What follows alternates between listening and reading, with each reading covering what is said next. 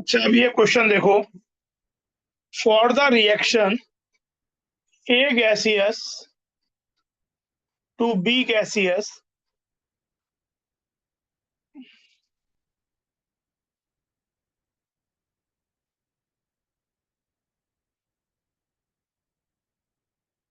The value of equilibrium constant, the value of equilibrium constant 300 kelvin atmosphere is equal to this. इस reaction का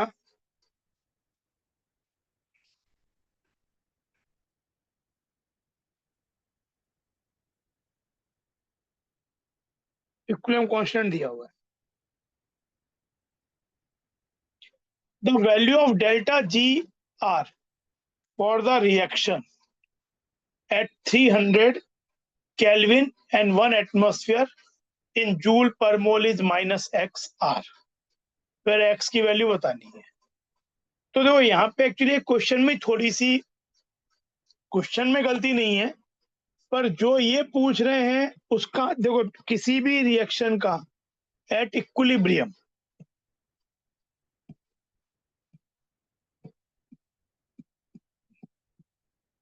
delta G reaction होता है 0 और ई of reaction होता है 0, EMF. It is the delta G naught R जो कि non zero हो सकता है, और यूजुअली नॉन जीरो होता है अनलेस के की वैल्यू, इक्विलिब्रियम कांस्टेंट की वैल्यू 1 ना हो। तो क्योंकि एक एक्सप्रेशन होता है डेल्टा जी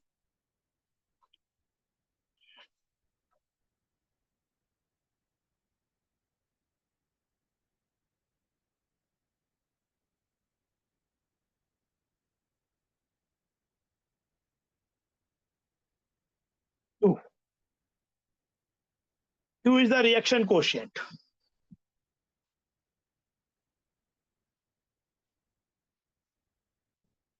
eight equilibrium delta G R होता है 0 एंड क्यू हो जाता है के।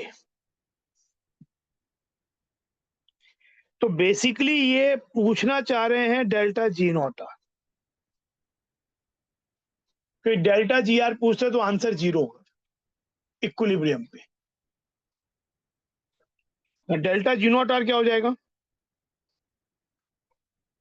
जो ये एक्चुअली मीन कर रहे हैं,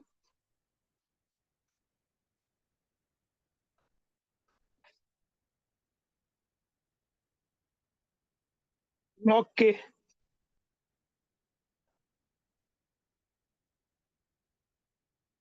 आपको वैल्यू चाहिए, दिया हुआ है कि ये वैल्यू माइनस एक्स आर है इन जूल पर मोल।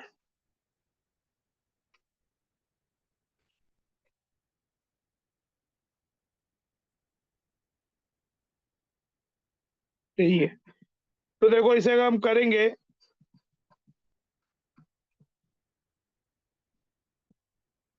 टेम्परेचर की वैल्यू दी हुई है 300 केल्विन, आर को आर ही रहने देते हैं, और लॉग 100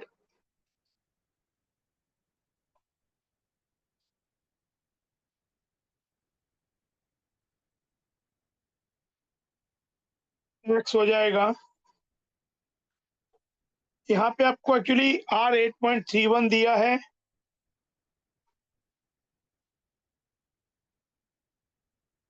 तो ये डेल्टा जी नॉट पर आर की जरूरत ही नहीं पड़ेगी। और ये हमको एल एन 10 2.3 बताइए, 2.3 ले लेंगे क्योंकि जो डेटा दिया उसके हिसाब से 2.2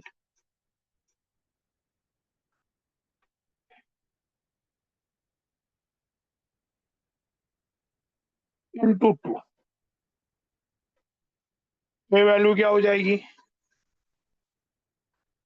6 इंटू 230 0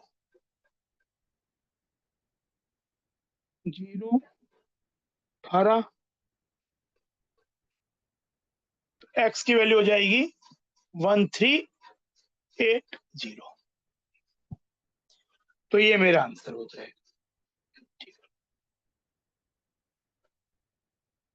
जो डेटा और दिए इसके हिसाब से एक्चुअली ये होता है delta G R, delta G naught R, R T natural log Q. तो यहाँ पे एल एन को जब बेस 10 में चेंज करते हैं तो 2.303 आता है, पर यहाँ इन्होंने एल एन 10 की वैल्यू दी हुई है 2.3, मतलब हमें 2.3 लेना है।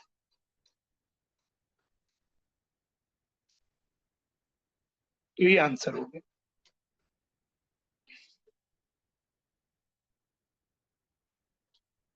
अगला देखो,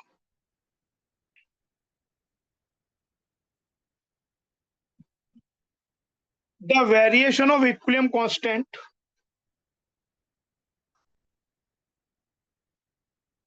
with temperature is given below 25 degree Celsius पे दिया हुआ है K1 10, 100 degree K2 100। The value of delta H not, delta G not at T1 and delta G naught at T2 in kilojoule per mole respectively निकालना है, are close to, R की value 8.314 joule per kelvin per mole use करो। तो एक चीज देखो,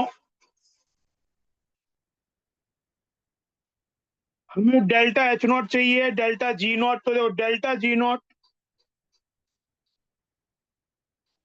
is minus R T L N K. तो अगर delta G not at T1 चाहिए,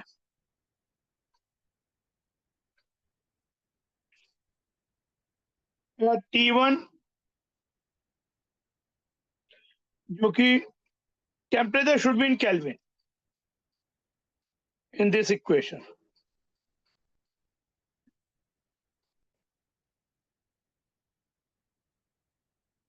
और आर हमें चाहिए वैल्यू किलो जूल पर, तो किलो जूल पर मोल में चाहिए, तो आर की वैल्यू 8.314 इंटू 10⁻³ किया जाएगा।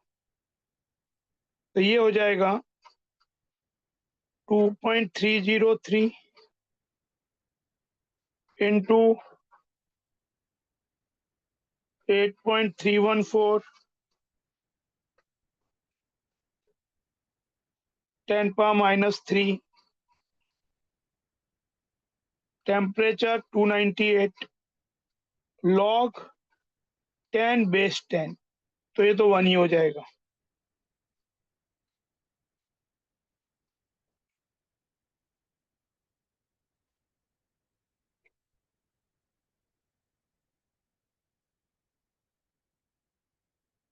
ये तो वैल्यू हो गया delta H not, delta G not 1 का।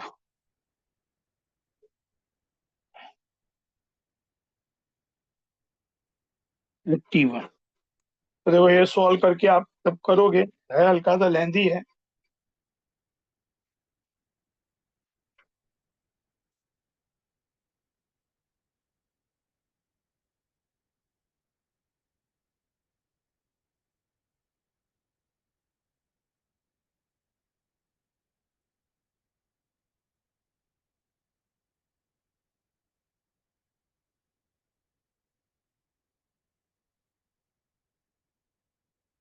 ये आ जाएगा 5.705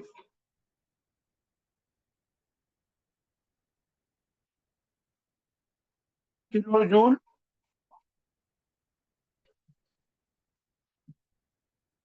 पर मोल में। ये आपका वैल्यू हो गया डेल्टा G नॉट 1, यानी ये दो तो आंसर नहीं होंगे, ये या ये हो गया। तो देखा जाए तो दोनों, बाकी दूसरी वैल्यू तो यही दी हुई है। तो डेल्टा G नॉट 2 निकलेगा कैसे ये बता देता हूँ, लेकिन निकालने की जरूरत नहीं है। तो ये तो दोनों में ये हो जाएगा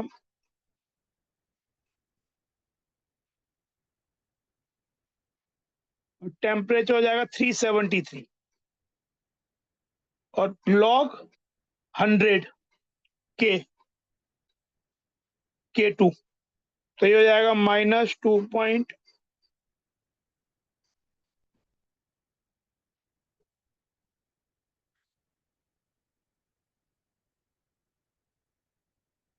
सॉल्व करके आपका यही आ जाएगा।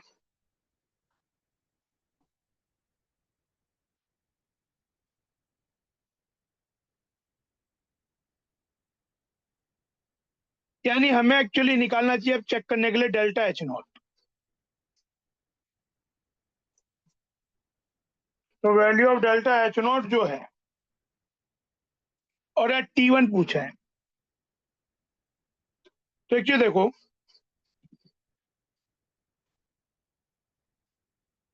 एक ये इक्वेशन होती है,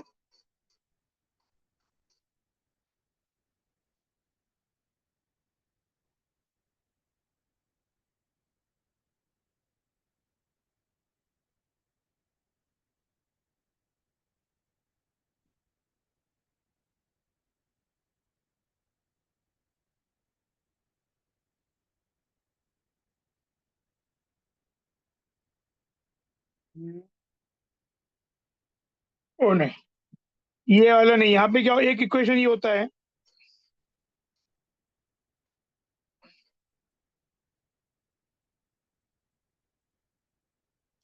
डिफरेंट टेम्परेचर पे K का expression log K2 by K1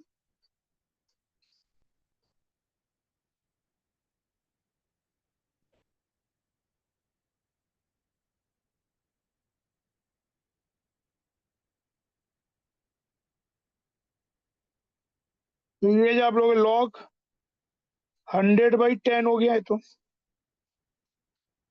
एक रिलेशन ये होता है।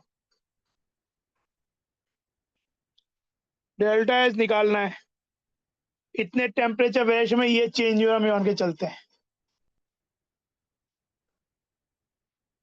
अगर डेल्टा एच किलो जूल में चाहिए तो आर की वैल्यू वही 8 पॉइंट,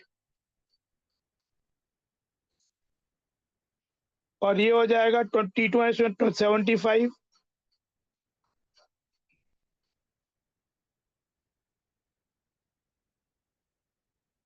ये log 2 हो गया, log 10 हो गया 1।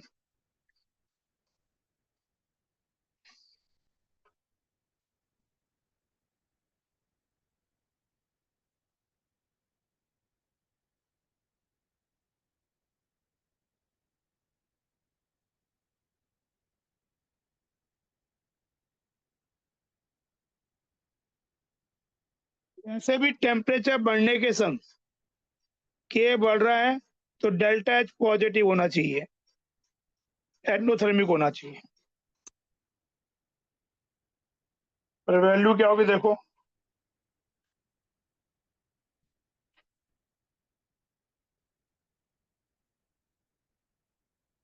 हल्का सा इडियोटिक है डेटा वाइज, और data wise plus calculation wise, लेकिन 19 और 20 में बड़े इडियोटिक टाइप के कैलकुलेशंस आए भी थे। अब लेकिन पहले से चीजें इंप्रूव हो गई हैं, सेम कॉन्सेप्ट पूछते हैं लेकिन कैलकुलेशन बड़े इडियोटिक टाइप के नहीं होते। ये सॉल्व करके आएगा 28 पॉइंट।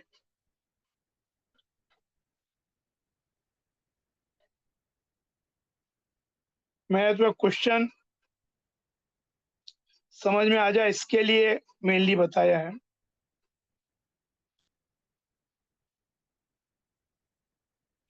कॉन्सेप्ट आ जाए। अच्छा फिर एक चीज ये भी है, तो बताइए तुम्हें कि delta G not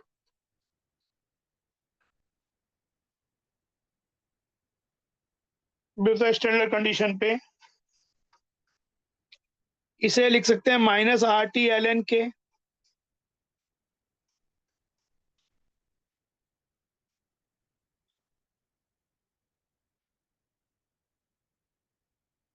equation ln K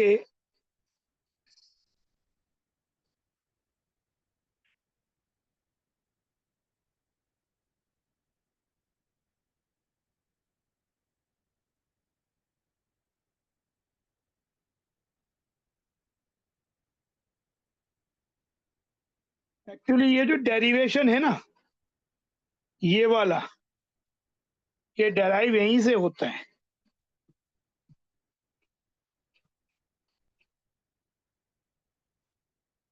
सोचो ऐसे यहाँ पे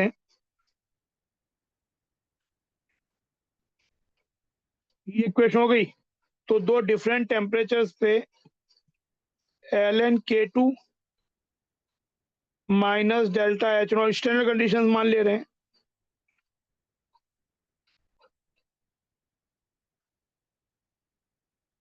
ln K1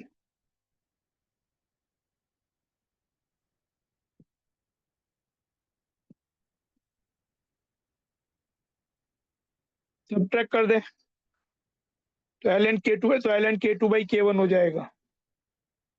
ये हो जाएगा delta H naught by R 1/T1 minus 1/T2। ये कैंसिल हो जाएगा और ये हो जाएगा लॉग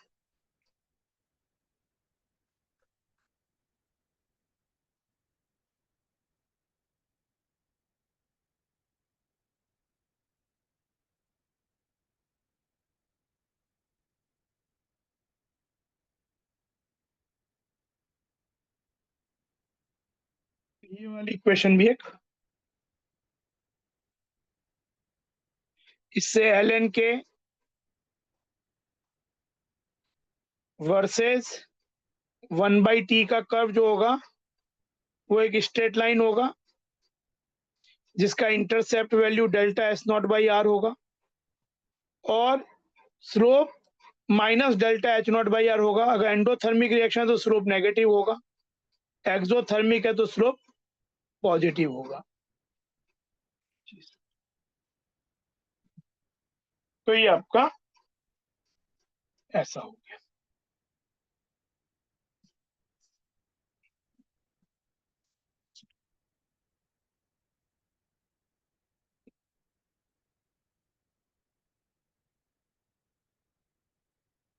ये देखो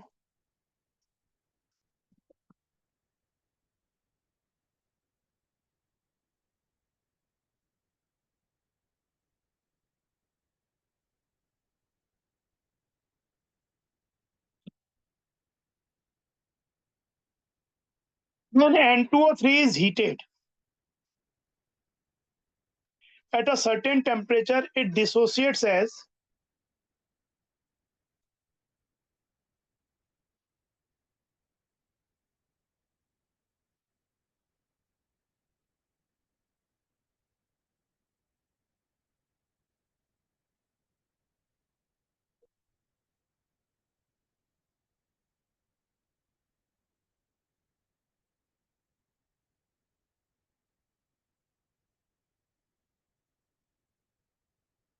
साइमल्टेनियसली एक कंटेनर में दोनों चीजें सेटअप हो रही है।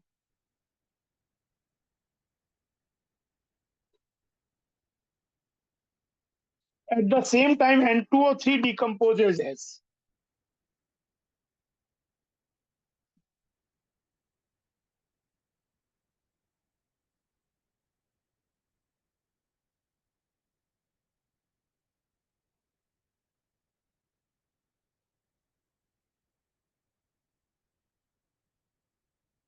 ये दो इक्विलिब्रियम हो गए।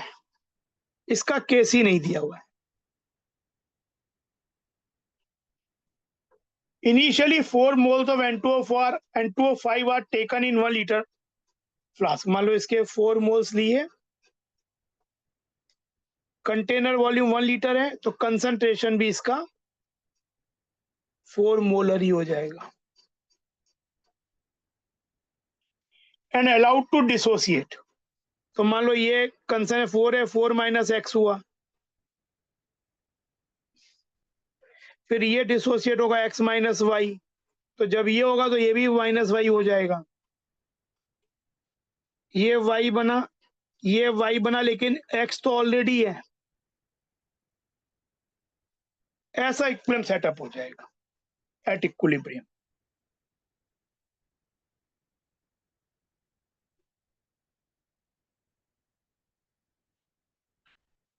Simultaneous equilibrium. हमें पूछा गया है, ये कंसंट्रेशंस भी है क्योंकि वॉल्यूम 1 लीटर है, moles by volume of the container is the concentration. तो O2 का कंसंट्रेशन एट इक्विलिब्रियम दिया हुआ है, मतलब x प्लस वाई की वैल्यू 2.5 मोलर दी हुई है। एक ये डेटा दिया हुआ है। निकालना है इक्विलिब्रियम कंसंट्रेशन ऑफ N2O5, मतलब हमें 4 माइनस एक्स की वैल्यू निकालनी है, यानी एक्स निकालना है। तो देखो, हमें एक ये दिया हुआ है और एक दिया हुआ है Kc for the first reaction, जो कि होगा N2O3 concentration at equilibrium, O2 at equilibrium,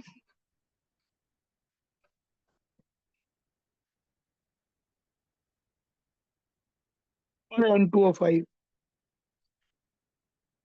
Kc की वैल्यू 2.5 दी हुई है, N2O3 x माइनस वाई, ये 2.5 दिया हुआ x प्लस वाई, और ये 4 माइनस एक्स। तो इससे इक्वेशन आ जाएगी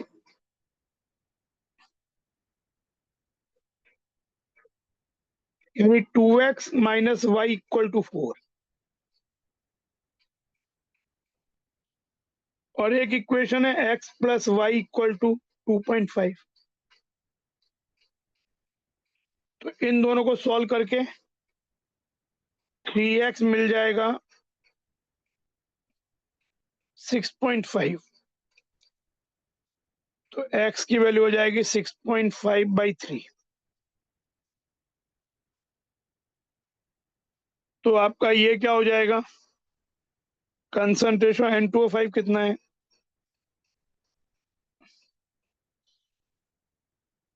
4 माइनस एक्स,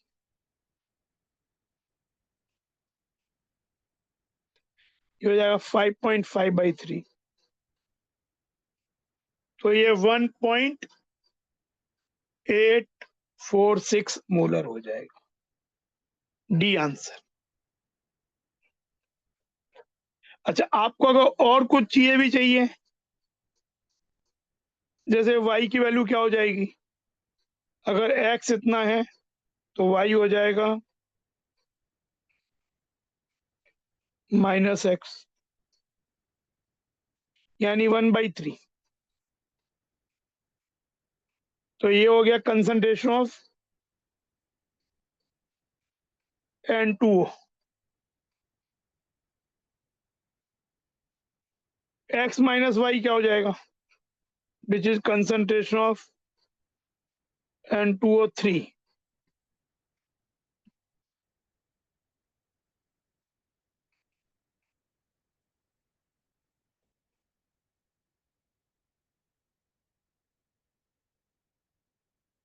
6.5/3, x की वैल्यू और y की वैल्यू 1/3, ये भी 5.5/3 हो जाएगा। This is consider N2O3। आपको अगर ये चाहिए Kc डैश, तो O2 का कंसंट्रेशन मालूम है, डिवाइड N2O का मालूम है, और N2O3 का भी मालूम है अब तो इससे Kc डैश भी आ जाएगा। तो आप सब कुछ सॉल्व कर सकते हो, सब चीजों के कंसंट्रेशन आ जाएंगे और दूसरे रिएक्शन का इक्विलिब्रियम कांस्टेंट भी आ जाएगा। अभी जो पूछा है वो ये चीज है। तो ये इस तरीके।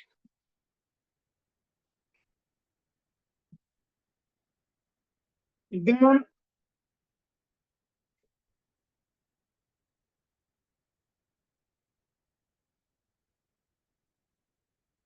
13 का 2 solid compound X and Y dissociates at a certain temperature as follows।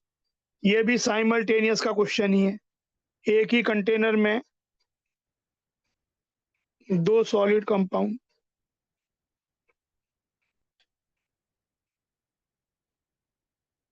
ये डिसोसिएट हुआ,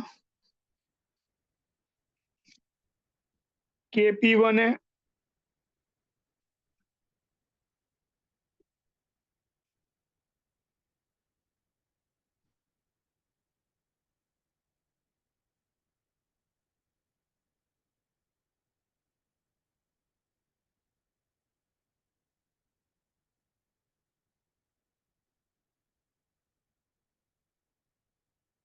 B is a common substance.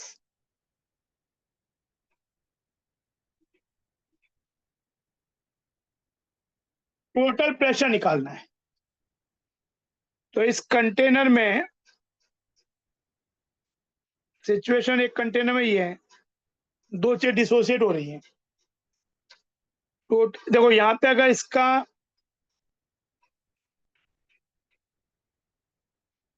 A मोल है तो इसका खुद का तो कोई प्रेशर नहीं होगा, कहीं being solid.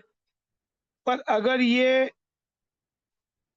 Small x dissociate होता है तो ये x बनेगा, ये 2x बनेगा। ये मान लेते हैं B मोल है,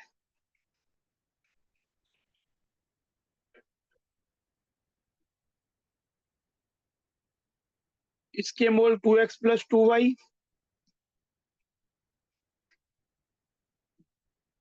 अगर x मोल के कॉरस्पॉन्डिंग प्रेशर मान लें P1 है और y मोल के कॉरस्पॉन्डिंग प्रेशर P2 है, तो इन गैसेस सब्सटेंस का प्रेशर हो जाएगा P1 twice P1 plus P2, corresponding pressure P2, और ये twice P1 plus P2। Total pressure आपका हो जाएगा pressure of A, pressure of B, तीन चीजें ही हैं गैसियस कंटेनर में। अब B को दो और नहीं ऐड कर देना, B सब्सटेंस एक ही है, दो इक्विलिब्रियम में हेल्प कर रहा है, पर ऐसा नहीं कि दो और ऐड कर देंगे। तो टोटल प्रेशर हो जाएगा thrice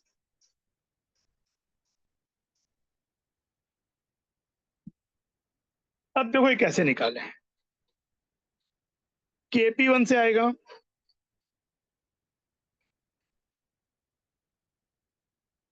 pressure of A into pressure of B का square, P1 2P1 plus P2 का होल स्क्वायर, 4.5 P2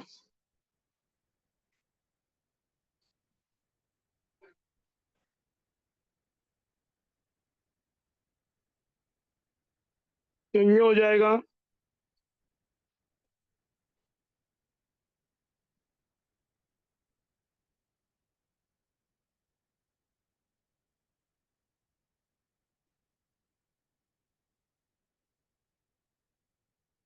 तो हमारा अगर P1 P2 की वैल्यू निकल जाए, P1 प्लस P2, तो भी काम चल जाए, थ्राइस ऑफ दैट। इसको ऐड करो,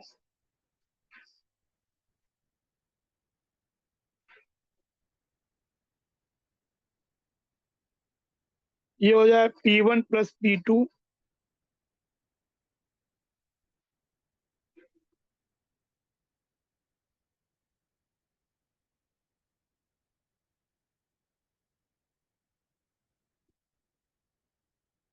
P1 प्लस P2 का क्यूब।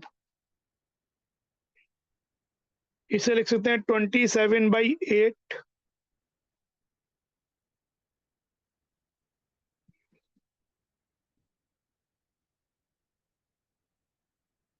P1 प्लस P2 हो जाएगा क्यूब रूट ऑफ दिस, मतलब 3/2 इंटू 10⁻⁻1 यानी 0.15। तो टोटल प्रेशर क्या हो जाएगा,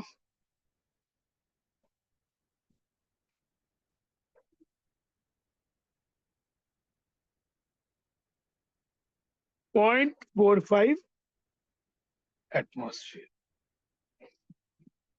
0.45 एटमॉस्फेयर।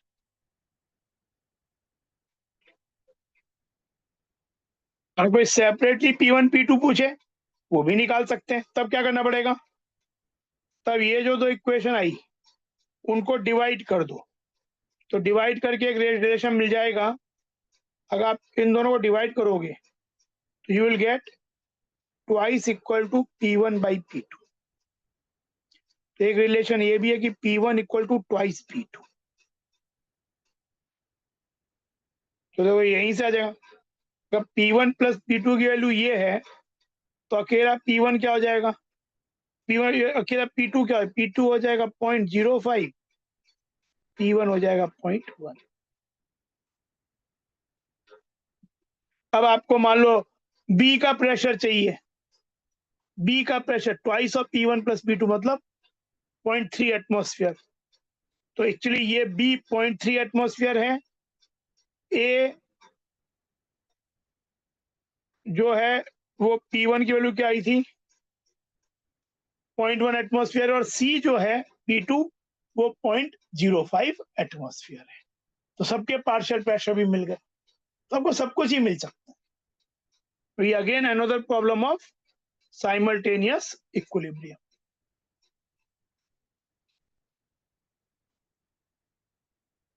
ये देखो, which of the following curves between log k and 1/t is correct. तो log k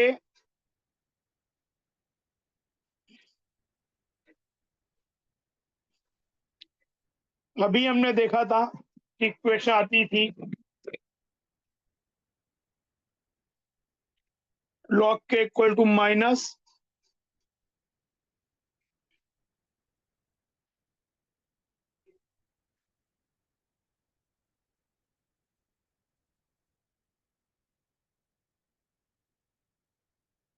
ये ऐसा आ जाता था, अभी हमने राइट किया था जब।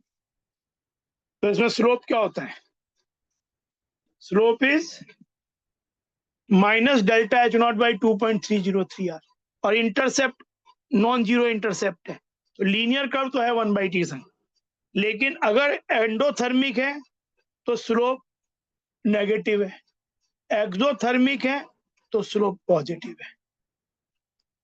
एक्चुअली ये एक्सोथर्मिक के लिए हो गया, ये एंडोथर्मिक के लिए। तो आंसर इसमें हो जाएगा, मोर देन वन दिया भी है, तो answer is A and C.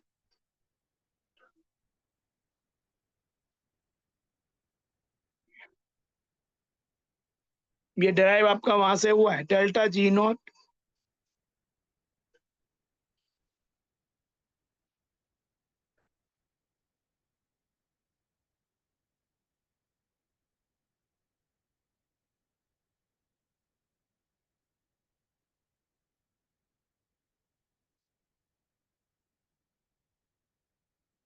Again एक बार डेरिवेशन माइनस आर टी से डिवाइड किया,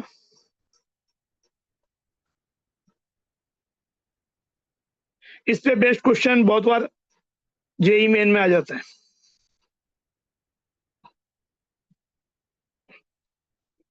और ये हो जाएगा लॉग के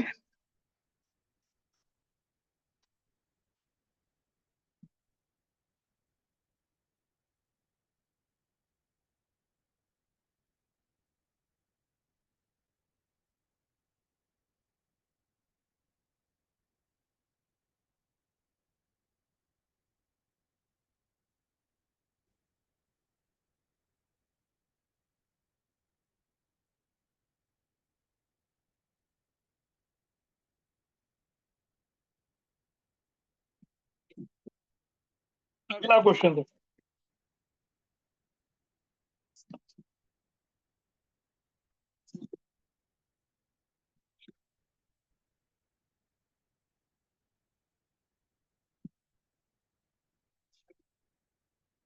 formation of Y from X is through the graph. अलग अलग रिएक्शन की स्टेजेज हैं, वाई हो रहा है टेम्परेचर, देखिए कहता है टेम्परेचर बढ़ रहा है इन डिफरेंट स्टेजेज, एक्स से वाई बन रहा है। स्टेज ए से बी में टेम्परेचर बढ़ रहा है, y का अमाउंट भी बढ़ रहा है। तो इसका मतलब रिएक्शन फॉरवर्ड फेवर हो रही है। तो अगर टेम्परेचर बढ़ाने से रिएक्शन फॉरवर्ड, एक्चुअली टेम्परेचर बढ़ाने से रिएक्शन एंडोथर्मिक डायरेक्शन फेवर होती है। तो यहाँ पे फॉरवर्ड फेवर होगी तभी तो y का अमाउंट बढ़ेगा, यानी फॉरवर्ड डायरेक्शन जो है ए से बी जो स्टेज है वो एंडोथर्मिक है।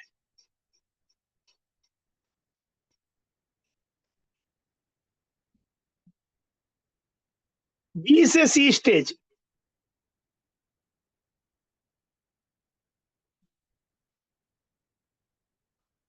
टेम्परेचर बढ़ रहा है पर y का अमाउंट कम हो रहा है। देखो तो यहाँ पे बी से सी स्टेज जो है वो एक्सोथर्मिक है। टेम्परेचर बढ़ रहा है, y का अमाउंट कम हो रहा है, मतलब रिएक्शन का के डिक्रीज हो रहा है, रिएक्शन फॉरवर्ड टेंडेंसी कम हो रही है। ये तभी संभव है जब ये एक्सोथर्मिक स्टेज हो। ए से बी जो चेंज है वो एंडोथर्मिक है, बी से सी एक्सोथर्मिक है, सी से डी फिर सी से डी अगेन एंडोथर्मिक है। टेम्परेचर बढ़ रहा है, कंसंट्रेशन वाई का अमाउंट बढ़ रहा है। और डी से ई में टेम्परेचर बढ़ भी रहा है तब भी अमाउंट चेंज हो रहा, मतलब इसका डेल्टा जीरो है, के इज नॉट चेंजिंग। तो ये चीज, तो आंसर ये हो जाएगा ए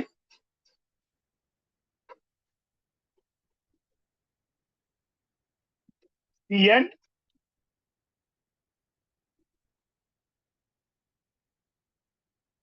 ए C and D.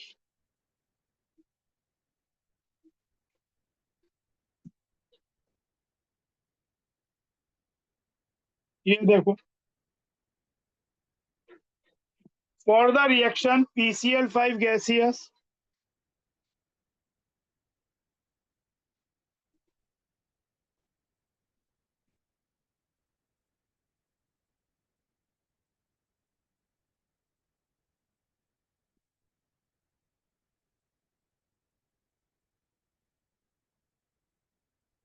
Forward reaction at constant temperature is favoured by,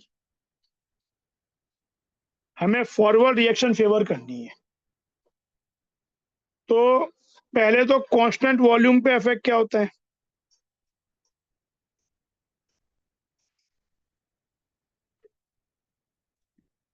एक तो ये वॉल्यूम,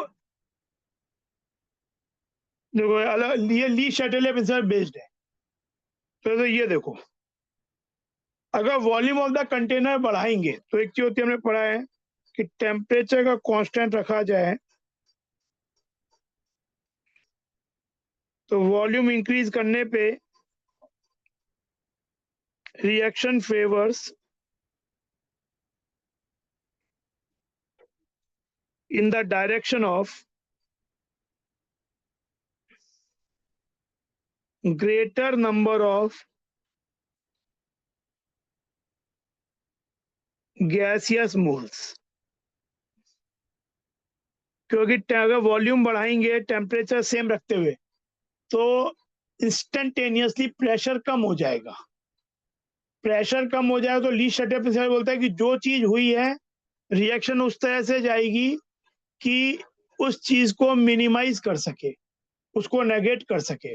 तो अगर प्रेशर कम हो गया है तो रिएक्शन उस तरह फेवर करने की कोशिश करेगी जिस तरह ज्यादा गैस मोल बन रहे हैं, जिससे फिर से प्रेशर बढ़ सके। यहाँ पे ज्यादा गैस मोल किस तरफ है? फॉरवर्ड डायरेक्शन में। यहाँ पे दो है, यहाँ एक है, तो यानी ये रिएक्शन हैंस इस पर्टिकुलर केस में फॉरवर्ड जा रही है। तो ये वाली बात सही है। PCl5 को अगर ऐड किया तो PCl5 यहाँ पे रिएक्टेंट है जो कि इसके रिएक्शन कोएफिशिएंट के एक्सप्रेशन में आएगा भी, बीइंग गैसियस, ये भी गैसियस। तो अगर ये ऐड करेंगे तो इसका Q क्या हो जाएगा?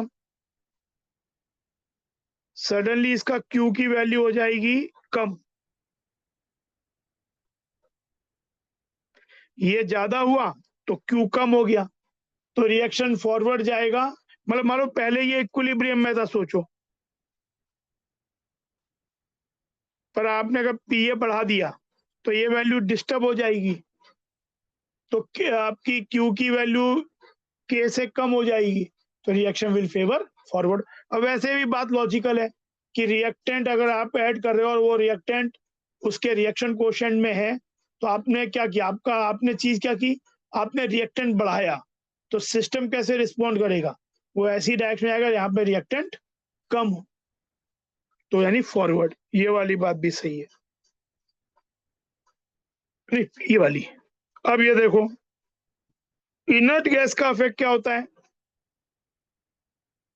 इनर्ट गैस के दो, इनर्ट गैस को जब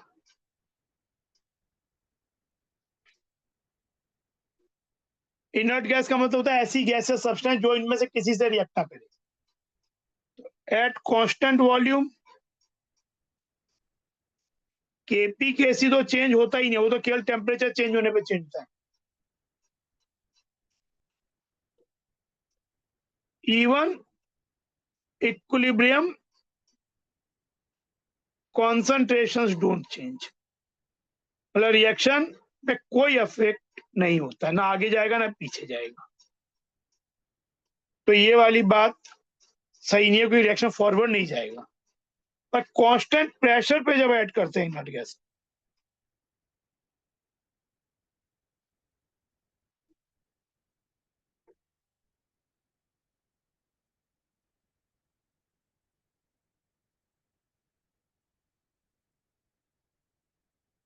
10 reaction favors in the direction of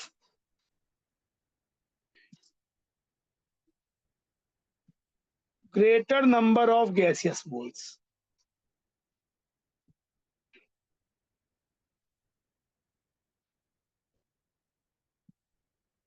जो कि इस केस में फॉरवर्ड है, यहाँ 2 गैस मोल है, यहाँ एक ही है। कोफिशिएंट से देखो, स्टोइक कोफिशिएंट से, तो ये वाली बात सही है, हैंस करेक्ट। तो इसका आंसर हो जाएगा ये भी सही, B C D.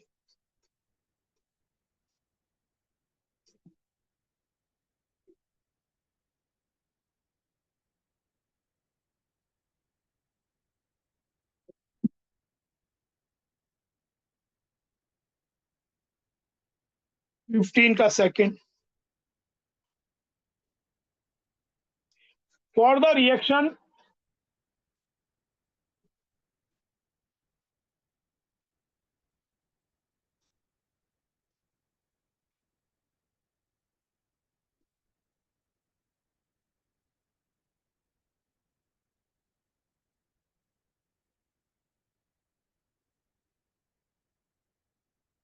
The equal amount of CO2 can be increase by, इस रिएक्शन का डेल्टा इन गैसियस 0 है, क्योंकि यहाँ भी एक मोल इधर भी एक, इधर भी एक,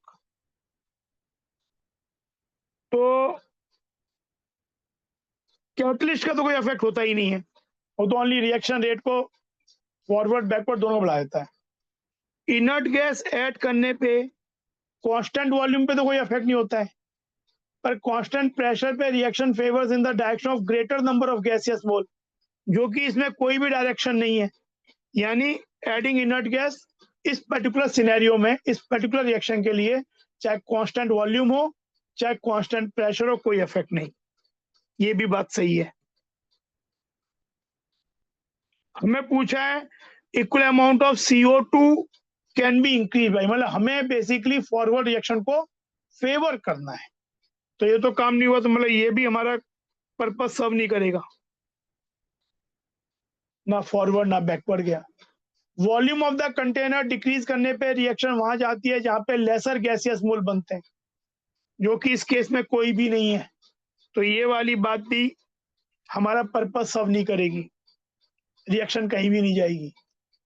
हाँ, लेकिन अमाउंट ऑफ CO को अगर मैं इंक्रीज कर दूं रिएक्टेंट के अमाउंट को ही बढ़ा दूं तो डेफिनेटली रिएक्शन फॉरवर्ड जाएगी, क्योंकि ये इसके रिएक्शन कोएफिशिएंट में आता है। तो अगर पहले सिस्टम इक्विलिब्रियम पे है तो CO का सडनली अमाउंट बढ़ाने से K की वैल्यू Q की वैल्यू K से कम हो जाएगी, तो रिएक्शन गोज फॉरवर्ड, और फॉरवर्ड जाएगा तो CO2 का अमाउंट बढ़ेगा। तो ये वाली बात, इसमें आंसर